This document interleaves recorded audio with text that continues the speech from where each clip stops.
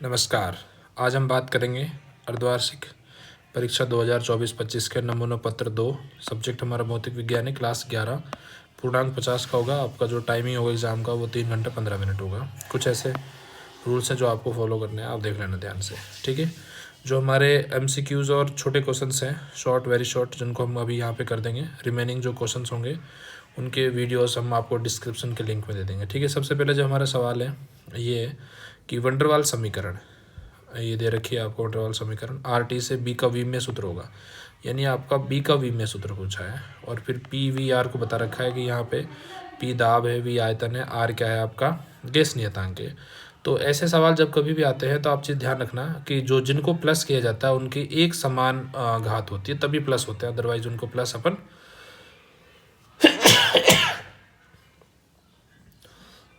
नहीं कर सकते, ठीक है। तो यहाँ पे अब B का देखा है तो V माइनस बी का देख लो आप, तो डायरेक्ट देख लेते हैं। V माइनस बी 0, तो V बराबर क्या हो गया B। V क्या आयतन, आयतन क्या होता है L क्यूब, तो B का भी क्या हो जाएगा आपका, B का जो V में सूत्र क्या आ गया L क्यूब, तो आंसर क्या होगा आपका L क्यूब। दूसरा सवाल है, किसी वाहन का चाल मापक यंत्र स्पीडोमीटर है ना, इसको हिंदी में बोलते हैं चाल मापक यंत्र, अंग्रेजी में स्पीडोमीटर, वाहन की चाल को, कौन सी चाल को बताता है, औसत चाल को बताता है, ठीक है। उसके बाद थर्ड देखिए अपन कि एकांक सदिश का परिमाण क्या है। एकांक सदिश का परिमाण 1 होता है भाई, है ना। अगला क्वेश्चन देखिए, 10 किग्रा द्रव्यमान की एक बंदूक से 250 मीटर पर सेकंड के वेग से 20 ग्राम की द्रव्यमान गोली दागी जाती है, तो बंदूक का प्रतिक्षेप, यानी आपके पास कैपिटल MV और स्मॉल MV, दो चीज़ें। कैपिटल M क्या है आपके पास 10, V आपके पास नहीं है। अब M की बात करें अपन तो M क्या है आपका यहाँ पे 20 ग्राम है, तो केजी में बदलो -3 हो जाएगा। और V क्या है आपका 250। आप इसको सोल्व करोगे तो आंसर आ जाएगा आपका 0.5 मीटर पर सेकंड। आप इस V की वैल्यू निकाल लेना, ठीक है, सोल्व करके।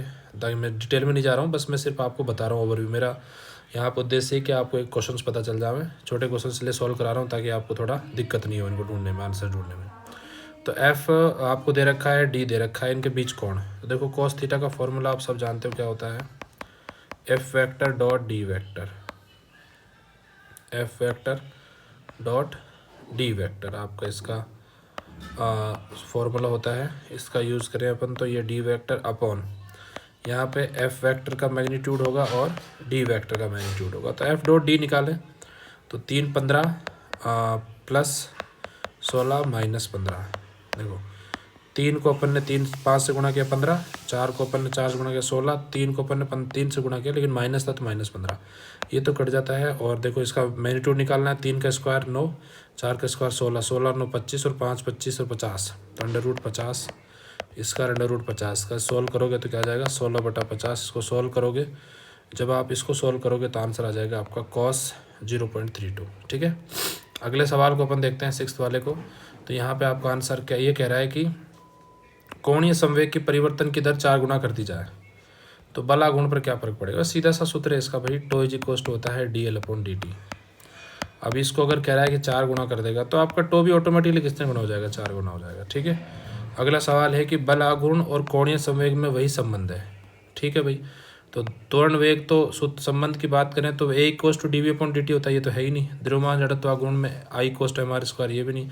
बल और संवेग वाला हो सकता है, क्यों, क्योंकि टो होता है dl/dt, वैसे अपना F होता है dp/dt।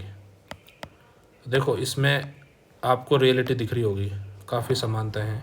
यहाँ L है, यहाँ P है, यहाँ टो है, F है, तो कौन सा आंसर होगा इसका, C ऑप्शन सही है। नंबर 8 देखें कि भाई गुरुत्वीय त्वरण का मान उतना ही परिवर्तन होता है पृथ्वी की गहराई पर, यानी x गहराई पर जितना होता है तब। तो भाई देखो इसमें सिंपल सूत्र अपने पास है। अगर अपन गहराई के लिए बात करें तो क्या होता है 1 - d/r, और अगर अपन ऊंचाई के लिए बात करें तो क्या हो जाएगा g डैश 1 - 2h/r। अब देखो अगर इसको अपन सॉल्व करें तो g डैश से g डैश सॉल्व हो गया, तो यहाँ बचा 1 - d/r, और यहाँ पे क्या बचा -2h/r। तो यहाँ 1 से 1 कैंसिल, तो माइनस से माइनस क्या हो गया आपका प्लस हो गया, तो d/r से r चला गया, तो d/2h, यानी d को यहाँ x मान रखा तो x = 2h, तो C ऑप्शन आपका करेक्ट है। सेकंड सवाल कह रहा है कि यदि बल F लंबाई L और t समय का मूल मात्रक हो, तो देखो इसके लिए सूत्र बनता है अपना, सिंपल है, F = ma होता है, फिर एक की वैल्यू रख दो एक्स वी अपॉन टी, तो वी की वैल्यू होती है आपको फिर एक्स अपॉन टी, तो हो जाएगा एफ इज इक्वल्स टू क्या बन जाएगा M X upon T square. अब अपने को m चाहिए यहाँ से, तो m का फॉर्मूला क्या बन जाएगा, अगर ओवरऑल देखा जाए तो मैं थोड़ा यहाँ कर रहा हूँ इसको, है ना। अगर m का फॉर्मूला देखें तो क्या बन जाएगा m is equals to F T square upon X. अब f को अपन ने यहाँ पे वीमा में f मान रखा है, t को स्क्वायर है तो t हो जाएगा, x नीचे l है तो उसका l-1, तो इसकी जो वीमा हो जाएगी वो क्या हो जाएगी भाई आपकी एफ टी स्क्वायर और l-1, ये इसके विमीय सूत्र होगा। ठीक है, ये कह रहा है कि कार और ट्रक का रेखीय संवेग समान है। भाई देखो सीधी सी बात है, अगर कार का द्रव्यमान कम है तो वेग ज़्यादा होगा, और ट्रक का द्रव्यमान ज़्यादा है तो वेग कम होगा। तो वेग किसका देखो कार का, तो आंसर क्या होगा इसमें कार की चाल अधिक होगी। ये कह रहा है कि दो पिंडों के पूर्णतः अप्रत्यास्थ टक्कर में टक्कर के पश्चात पिंडों का वेग अलग अलग हो जाता है। भाई पूर्णतः अप्रत्यास्थ है ना, तो v1 और v2 निकाल सकते हो आप यहाँ से, नहीं तो पश्चात अप्रत्यास्थ है ना, तो उसमें आप जो पिंडों का वेग आएगा उसको आप एक समान होता है। भाई क्या होता है, एक समान होता है, देख लेना उसमें ना उपग्रह। इसके लिए सीधा सूत्र है इसका, तो क्या सूत्र होता है V E is equals to √2 और फिर v0। ध्यान रखना ये v0 √2 में नहीं है। ठीक है, नंबर 3 देखो, v में समीकरणों से कोई एक सीमा संबंध, भाई इसमें नियतांकों का मान नहीं निकाल सकते, हो गया। आवेग संवेग इसका सिंपल सा है भाई, क्या होता है I is equals to del P, ये इसका सूत्र होता है। कार्य ऊष्मा, भाई जो कार्य होता है वही ऊष्मा का रूप है, तो दोनों एक ही चीज़ है। तो अपन कह सकते हैं जितना कार्य करेंगे उतना ऊष्मा उत्पन्न होगी, जितना ऊष्मा उत्पन्न होगी उतना कार्य किया होगा। फिर पूछ रहा अगला सवाल कि द्रव्यमान केंद्र, देखो भाई कोई वस्तु है, इसके भीतर या बाहर एक बिंदु होगा, वो बिंदु ऐसा होगा जहाँ पर वस्तु का समस्त द्रव्यमान केंद्रित होगा। क्या होगा, समस्त वस्तु का जो द्रव्यमान होगा वो क्या होगा, केंद्रित होगा, तो उसको अपन क्या बोलते हैं, द्रव्यमान केंद्र बोलते हैं। ठीक है, अगला सवाल देखो, केपलर का तीसरा नियम, तो ये सब जानते हो टी स्क्वायर प्रोपोर्शनल क्या हो जाएगा r³, इसी को तीसरा नियम बोलते हैं। यंग प्रत्यास्थ गुणांक, तो y का सूत्र क्या होता है, प्रतिबल बटा विकृति, तो प्रतिबल हो जाएगा अपना f अपॉन a, विकृति होता है small l upon capital L।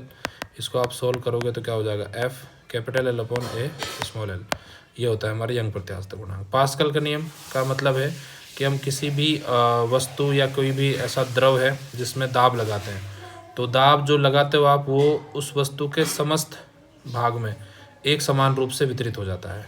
क्या हो जाता है, एक समान रूप से वितरित हो जाता है। जैसे तो उसको अपन सूत्र ऐसे बोल सकते हैं F upon AA is equals to F upon B upon AB, और ऐसे ही FC अपॉन AC, इसको अपन बोलते हैं यहाँ पे पास्कल का नियम। और इसका सिंपल सूत्र है भाई फ़ारेनहाइट और डिग्री सेल्सियस। तो मैं इसका सूत्र लिख देता हूँ आपको।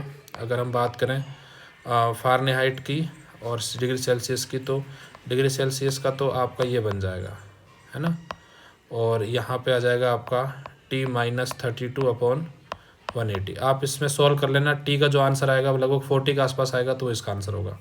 अब बड़े सवाल इनको मैं सॉल्व नहीं कर रहा हूँ, स्टॉक ये सारे सवाल जो है मैं चैप्टर बता रहा हूँ किससे जुड़े हुए हैं, आप उससे देख लेना, वीडियोस मिल जाएंगे आपको इन सवालों को।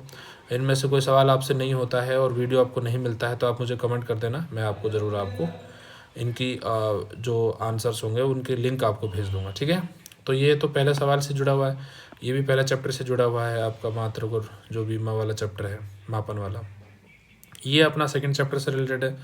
ये द्विमित त्रिज्य, ये अपना सदिश वाले से जुड़ा हुआ है। ये अपना वो प्लेन पढ़ा था अपन मोशन इन प्लेन, फिर उसमें बैंक्ड बन जाता है, यानी बंकित सड़क वाला है। और फिर ये स्थिति ये घर्षण बल वाले टॉपिक से है। ये अपने कार्य ऊर्जा प्रमेय से है जिसमें यांत्रिक ऊर्जा संरक्षण के नियम, और ये अपने पूर्णतः प्रत्यास्थ उसी से जुड़ा हुआ है। इसके सबके वीडियोज़ मिल जाएंगे आपको। गोल बूंद के भीतर ये अपने 9 चैप्टर से जुड़ा हुआ है। 30 की बात करें तो ये आपके लास्ट चैप्टर नंबर 10 से जुड़ा हुआ है। ये ग्राफ खींचना है तो ग्राफ तो नॉर्मली आपको मोस्टली सेकंड में ही है, उसके अलावा थोड़े बहुत थर्ड में भी हैं। और फिर अपन 15वां क्वेश्चन देखो इसका ये पार्ट, ये पोर्शन है, देख लेना आप आराम से, इनको सॉल्व मिल जाएंगे आपको, सॉल्यूशन नहीं मिलते हैं तो आप बता देना मुझे। और ये अपने प्रवाह नली का प्रवाह वाली बात करिए तो ये अपना जस्ट नवा चैप्टर है, उसमें ही उसी से हो जाएगा आपका। ठीक है, उसके अलावा उसमें संचरण ये अपना 10 चैप्टर है। पृष्ठीय गति की बात करें तो ये अपना सदिश वाले में है। उसके अलावा अगला जो चैप्टर उसमें जुड़ा हुआ है ये भी आप उसी वहीं से मिल जाएगा आपको। ये आपके छठा चैप्टर से है, कोणीय त्वरण वगैरह, है ना। कोणीय संरक्षण जितना भी एंगल वाला है छठे चैप्टर है सारा का सारा। 19 से बात करें तो गुरुत्वाकर्षण वाला चैप्टर है जो आपका शायद चैप्टर नंबर 7 है, उसी जुड़ा हुआ है। ये भी 7 चैप्टर से जुड़ा हुआ क्वेश्चन है, ठीक है। तो ये सारे क्वेश्चंस मैंने आपको बता दिए हैं। इनमें से जो कुछ बड़े क्वेश्चन हैं उनका सॉल्यूशन आपको नहीं बताया, आप डिस्क्रिप्शन में चले जाना, वहाँ आपको लिंक मिल जाएगी, ठीक है। और सभी को एग्ज़ाम के लिए all the best, thank you.